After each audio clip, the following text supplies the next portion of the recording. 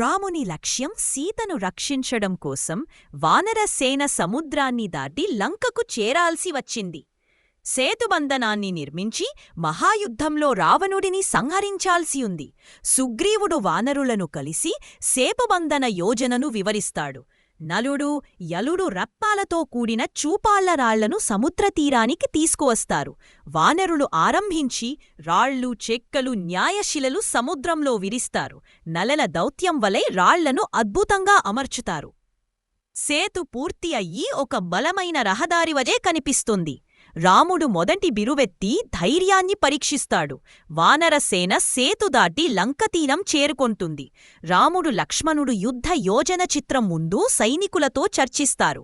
రాకసులు గర్జన చేస్తూ కుంభకర్ణుడిని బలవంతంగా మేల్కొలపిస్తారు. లక్ష్మణుడు ధైర్యంగా కుంభకర్ణుడిని నిలిచిపోమంటూ తీయగా పోరాడతాడు. లక్ష్మణుడు శక్తితో వధించి కుంభకర్ణుని సంహరిస్తాడు.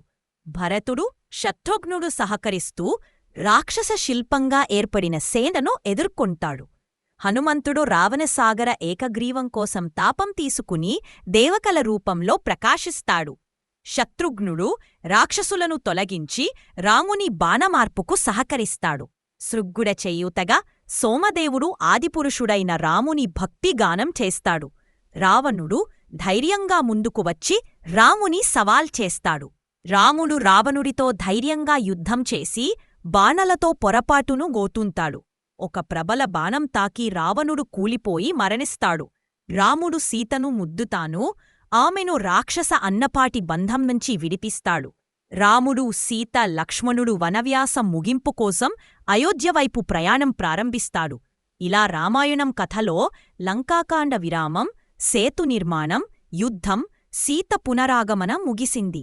వచ్చే ఎపిసోడ్లో అయోధ్యయాత్ర, రాజభిషేకం వంటివి చూడకుంటాము. ఇలాంటి మరిన్ని రామాయణం కథల కోసం మా యూట్యూబ్ ఛానల్కి సబ్స్క్రైబ్ చేయండి. బెల్ ఐకాన్ను క్లిక్ చేయడం మర్చిపోకండి. జై శ్రీరామ్.